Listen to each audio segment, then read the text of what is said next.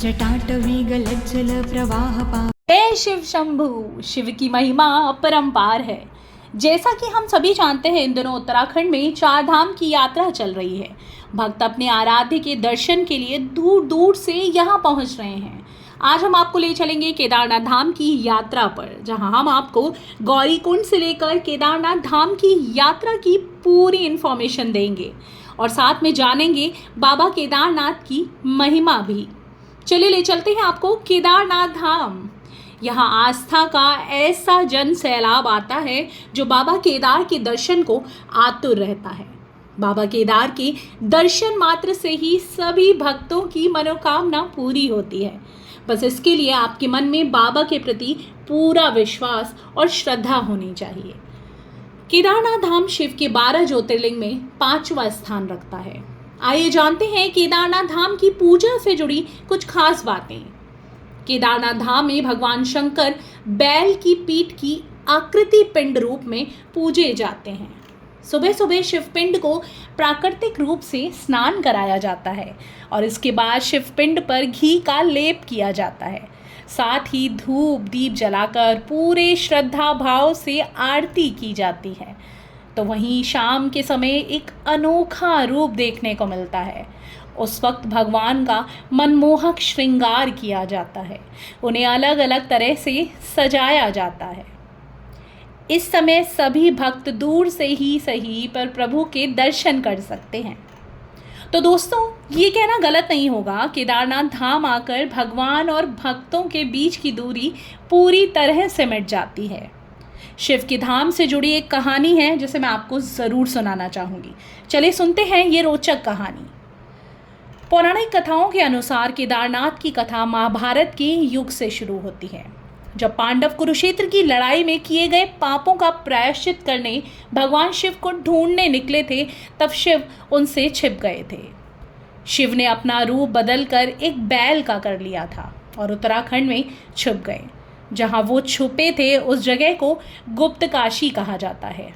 पांडव काशी से होते हुए उत्तराखंड पहुंचे और वहां किसी तरह भीम ने भगवान शिव को खोज निकाला। हालांकि कथा यहाँ से काफ़ी इंटरेस्टिंग मोड़ ले लेती है। भगवान शिव जो बैल बने हुए थे वो ज़मीन के अंदरूनी भाग में छिप गए, लेकिन उनकी पूंछ और उनका कुबड़ दिख रहा था। अब भीम जो पांडवों में सबसे बलशाली थे, उन्होंने पूंछ से पकड़कर बैल को निकालने की कोशिश की। इसी द्वंद्व में उसका सर जाकर नेपाल के डोलेश्वर महादेव में जाकर गिरा और उस बैल का कुबड़ एक शिवलिंग के तौर पर स्थापित हो गया। इसी कड़ी में पहाड़ के 2 हिस्से भी हो गए थे, जिन्हें अब नर और नारायण के नाम से जाना जाता है। और यही कारण माना जाता है कि केदारनाथ का शिवलिंग तिकोने आकार में है, वो आम शिवलिंग की तरह नहीं दिखता है। आइए पहले कुछ पॉइंट्स में केदारनाथ धाम तक जाने के लिए कुछ ज़रूरी बातें जान लेते हैं। तो शुरू करते हैं गुप्त काशी से। गुप्त काशी से केदारनाथ जाने में यानी कि सोनप्रयाग तक पहुंचने में लगभग 1.5 घंटे का समय लगता है। यहाँ से शटल जीप ली जा सकती है, जिसकी कॉस्टिंग मैं आपको आगे बताऊंगी। कैसे पहुँचे दिल्ली टू हरिद्वार, यहाँ से कम आपको 6 घंटे लगेंगे इस ट्रैवल में। और एक बात जो इस बार आपके लिए जान लेना सबसे ज़्यादा ज़रूरी है वो है रजिस्ट्रेशन। जी हाँ, इस बार रजिस्ट्रेशन करना बहुत ज़रूरी है केदारनाथ यात्रा के लिए, जिसके लिए मैं आपको वेबसाइट्स की डिटेल दे रही हूँ और वो है www.registrationandtouristcare.uk.gov.in। तो आप 3 तरह से इस यात्रा का रजिस्ट्रेशन करवा सकते हैं। पहला ऑप्शन है ऑनलाइन सेल्फ मोबाइल लॉगिन करें, दूसरा है साइबर कैफ़े की हेल्प लें और तीसरा हरिद्वार या ऋषिकेश पहुंचने पर रजिस्ट्रेशन शॉप से भी ये करवाया जा सकता है। सोनप्रयाग में कॉस्टली होटल्स होते हैं, लेकिन अगर आप कंफर्ट चाहते हैं तो यहाँ स्टे कर सकते हैं। सोनप्रयाग से गौरीकुंड की शेयरिंग जीप सुबह बहुत आसानी से मिल जाती है, जिसके लिए आपको किसी भी टिकट काउंटर पर जाने की ज़रूरत नहीं है। बस एक लाइन में लगना है आपको और उसके बाद आपको जीप बहुत आसानी से मिल जाएगी। गौरीकुंड के अलावा आपने कहीं भी स्टे लिया है अगर, तो आपको सुबह 4 से 4:30 के बीच में निकल जाना चाहिए ताकि आप टाइम पर पहुँचें। शेयरिंग जीप सुबह 4 बजे से चलनी शुरू हो जाती हैं।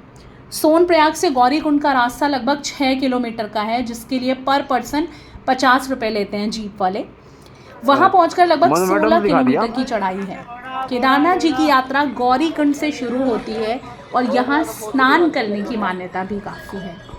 यहाँ गर्म पानी का कुंड है, यहाँ से आप अपनी यात्रा की शुरुआत आराम से नहा धोकर कर सकते हैं। और स्पेशली मेल और फीमेल्स के लिए अलग अलग कुंड बने हुए हैं।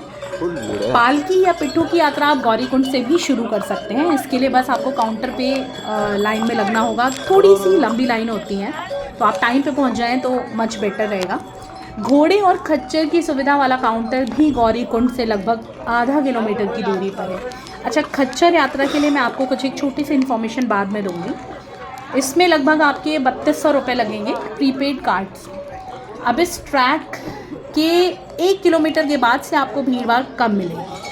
केदारनाथ यात्रा हर साल अप्रैल और मई के महीने में अक्षय तृतीया के दिन शुरू होती है और अक्टूबर या नवंबर के महीने तक चलती है, यानी कि भाई दूज पर इसके कपाट बंद हो जाते हैं। मई जून यात्रा के लिए सबसे सही समय है, क्योंकि जुलाई अगस्त तक मानसून आ जाता है और बारिश की वजह से थोड़ी दिक्कत होने लगती है। लेकिन अगर दूसरे तरीके से देखा जाए तो सबसे अच्छा समय है सितंबर के बाद। अब दिल्ली से हरिद्वार की ट्रेन यात्रा की बात करें तो इसका किराया लगभग 145 रुपये से शुरू होकर 1000 रुपये तक जाता है। आप अपने बजट के अकॉर्डिंग प्लान कर सकते हैं। अब बात आती है कि हरिद्वार पहुंचकर केदारनाथ कैसे पहुंचा जाए। इसके लिए आपको सबसे पहले हरिद्वार से सोनप्रयाग पहुंचना होगा। हरिद्वार से सोनप्रयाग की दूरी लगभग 230 किलोमीटर है। यहाँ से बस का सफ़र करने में लगभग 9 से 10 घंटे लग जाते हैं। अगर आप हरिद्वार से ऋषिकेश जाना चाहते हैं तो भी ट्रेन इसके लिए आपको 145 से लेकर 500 तक का किराया लेती है और यहाँ तक आपको ट्रैवल करने में 1.5 घंटे का समय लगेगा। केदारनाथ यात्रा आप हेलीकॉप्टर से करना चाहते हैं तो आपको किन किन बातों का ध्यान रखना होगा, ये सब भी मैं आपको आज इस वीडियो में बताने वाली हूँ, बने रहिएगा। आइए सबसे पहले जानते हैं कि केदारनाथ जाने के लिए एक्चुअली हेलीकॉप्टर की सुविधा मिलती कहाँ से है। केदारनाथ यात्रा जाने के लिए अगर आप हेलीकॉप्टर की सुविधा लेना चाहते हैं तो टोटल 3 जगह से आपको इसकी सुविधा मिलेगी, जिसमें से पहली जगह है गुप्तकाशी, दूसरा है फाटा और तीसरी जगह है सिरसी। इन तीनों ही जगह से आपको हेलीकॉप्टर उड़ान भरता हुआ मिल जाएगा। लेकिन अब ये जान लेना सबसे ज़रूरी है कि अगर आप हरिद्वार से आ रहे हैं तो आप ये ध्यान रखिए कि आपको सिरसी या फाटा को प्रेफरेंस देनी चाहिए हेलीकॉप्टर की उड़ान के लिए। और ऐसा मैं आपसे इसलिए कह रही हूँ क्योंकि गुप्तकाशी से जो हेलीकॉप्टर की टिकट्स होती हैं ये काफ़ी ज़्यादा कॉस्टली होती हैं। हरिद्वार से केदारनाथ की तरफ निकलते हुए गुप्तकाशी सबसे पहले आता है, उसके बाद फाटा और आखिर में सिरसी, जिसकी वजह से ही गुप्तकाशी से हेलीकॉप्टर वाली सुविधा थोड़ी ज़्यादा कॉस्टली होती है। गुप्तकाशी से हेलीकॉप्टर का किराया करीब 8000 होगा। वहीं फाटा से या सिरसी से आप ट्रेवल करेंगे तो 6000 के टिकट में केदारनाथ तक की हवाई यात्रा आप आसानी से कर सकते हैं। अब हेलीकॉप्टर की टिकट बुक करने के लिए आप heliyatra.irctc.co.in से बुकिंग कर सकते हैं। पिछले साल हवाई यात्रा के नियम अलग थे और इस साल थोड़ा सा चेंजेस हैं, थोड़े से अलग हैं। इस बार आपको हेलीकॉप्टर से यात्रा करने के लिए पहले 4 धाम के लिए केदारनाथ यात्रा का रजिस्ट्रेशन एंड touristcare.uk.gov.in पर करवाना होगा, तभी आप हेलीकॉप्टर यात्रा बुक कर सकते हैं। अगर ये आप रजिस्ट्रेशन खुद करते हैं तो निःशुल्क होगा, और वहीं अगर किसी साइबर कैफ़े में जाकर या किसी शॉप से करवा रहे हैं तो एक बहुत ही नॉमिनल सी फ़ीस वो अपनी चार्ज करेंगे आपसे अपनी सर्विसेज के लिए। इसमें बहुत ही आसान सी डिटेल्स फिल करनी होती है, जैसे कि आप किस दिन दर्शन करना चाहते हैं, आपका नाम, मोबाइल नंबर, पेरेंट्स की डिटेल, आपका एड्रेस जैसी छोटी छोटी इन्फॉर्मेशन के साथ आसानी से ये फॉर्म फिल किया जा सकता है। ये रजिस्ट्रेशन डिटेल्स पूरी करने के बाद ही आप अपने रजिस्ट्रेशन नंबर के साथ हेलीकॉप्टर ट्रैवल बुक कर पाएंगे। अगर आप हरिद्वार से या सिरसी या से फाटा जाना चाहते हैं तो टैक्सी के थ्रू तो आपको 5000 से 7000 तक खर्च करना होगा। फाटा या सिरसी पहुंचकर आप यहाँ 700 से लेकर 1000 तक में होटल बुक कर सकते हैं।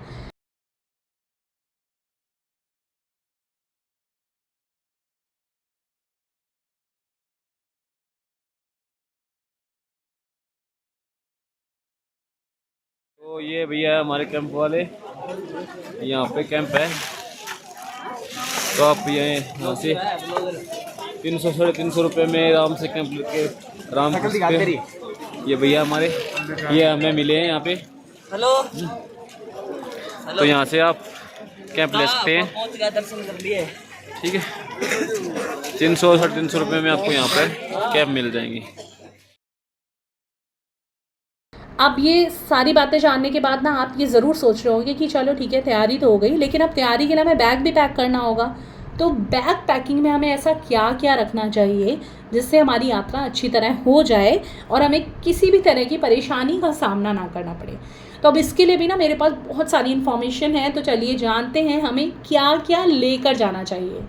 मैं पॉइंट वाइज पॉइंट आपको बताऊंगी। गर्म कपड़े, रेन कोट, अब तीसरा है वाटरप्रूफ और अच्छी पकड़ वाले मजबूत ट्रैक शूज़, और स्पेशली उनके लिए जो पैदल ट्रैकिंग करेंगे। बाकी आप जैसे भी जा रहे हो अच्छे ट्रैकिंग शूज़ ही कैरी करें ताकि आप थोड़ा कंफर्टेबल फील करें। थोड़ा बहुत तो आपको चलना ही होगा।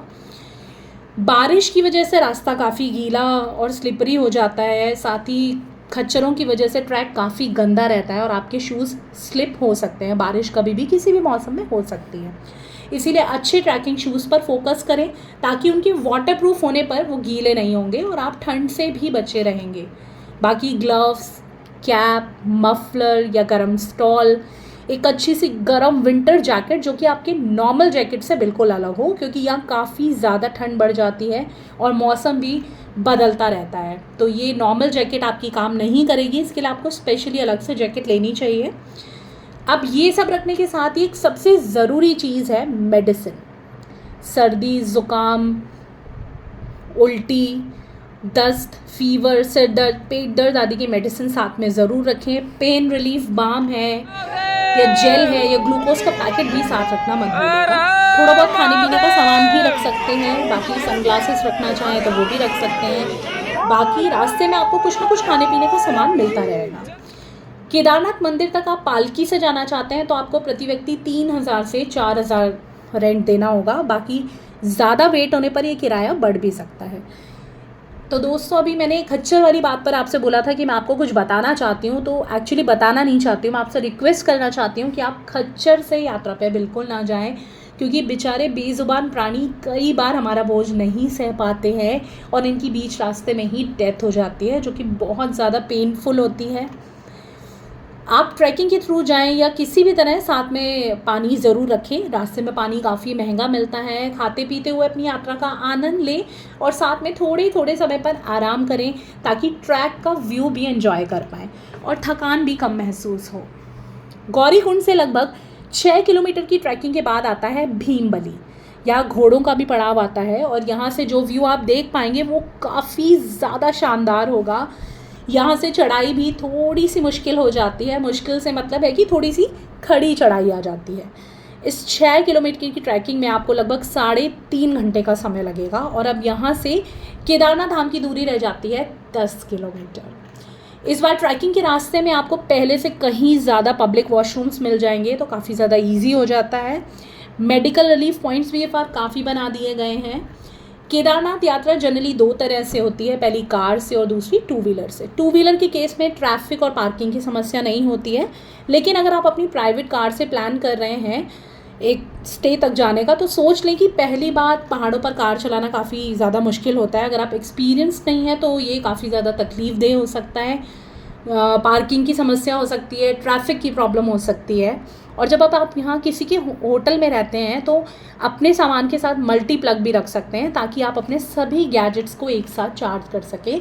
कहीं कहीं पर सिर्फ एक ही पोर्ट होता है चार्जिंग का, तो उस समय आपके लिए डिफ़िकल्ट हो जाता है कि आप मोबाइल चार्ज करें या अपना DSLR चार्ज करें, क्या करें। तो अगर पोर्ट एक हो तब आपको काफ़ी ज़्यादा परेशानी हो सकती है। हेलीकॉप्टर से जाने वाले लोगों के लिए मंदिर से लगभग आधा किलोमीटर पहले ही हेलीपैड बना हुआ है। यहाँ से आप बहुत ही आसानी से केदारनाथ धाम तक पहुँच सकते हैं। तो दोस्तों, अगर आप बजट ट्रैवलर्स हैं या 2 व्हीलर से ट्रिप कर रहे हैं तो पहले दिन हरिद्वार से सोनप्रयाग बस से आएँ और गौरीकुंड में स्टे करें। दूसरे दिन 16 किलोमीटर की ट्रैकिंग करें और केदारनाथ धाम में ही स्टे करें और तीसरे दिन नीचे आए, गुप्तकाशी में रुकें और चौथे दिन वापस हरिद्वार पहुँचे। इस तरह आपकी यात्रा जो होगी वो बहुत ज़्यादा हैक्टिक नहीं होगी, आप आराम से एंजॉय कर पाएंगे, अच्छे से बाबा के दर्शन भी कर पाएंगे। कार से पैकेज में ट्रिप करने वालों के लिए भी ऑलमोस्ट सेम प्रोसीजर है, पर वो गौरीकुंड की जगह गुप्तकाशी या फाटा में रुकते हैं। हेलीकॉप्टर वालों की ये यात्रा सिर्फ 3 दिन में ही हो जाती है, जबकि पैकेज में या फिर 2 व्हीलर या बजट ट्रैवलर्स की यात्रा 4 से 5 दिन की हो सकती है। केदारनाथ धाम में एक बार फिर आप सभी का स्वागत है। यहाँ पहुँचने पर आप देखेंगे कि मंदिर सज रहा है, सुशोभित हो रहा है, पूरा माहौल भक्ति में बना हुआ है। लोगों की ना यहाँ पर फीलिंग देखने लायक होती है। अगर आप उनके फेस पर देखेंगे ना तो एक अलग ही ग्लो होगा, एक अलग ही चमक होगी, एक अलग ही स्पिरिचुअल पावर है इस जगह की, जिसको आप जब यहाँ पर आएंगे ना तो पक्का महसूस कर पाएंगे। जय श्री केदार, हर हर महादेव। केदारनाथ मंदिर 12 ज्योतिर्लिंगों में से एक है और मंदिर दर्शन के लिए सुबह 4 से 5 बजे खुल जाता है और रात 9 से 10 तक खुला रहता है। आप आइए, दर्शन कीजिए और भोलेनाथ का आशीर्वाद लेकर अपने सभी काम सफल बनाइए। तो दोस्तों, आज की केदारनाथ धाम की यात्रा आपको कैसी लगी? अगर आपको हमारी ये वीडियो अच्छी लगी तो चैनल को सब्सक्राइब ज़रूर कीजिएगा। मिलते हैं नेक्स्ट वीडियो में।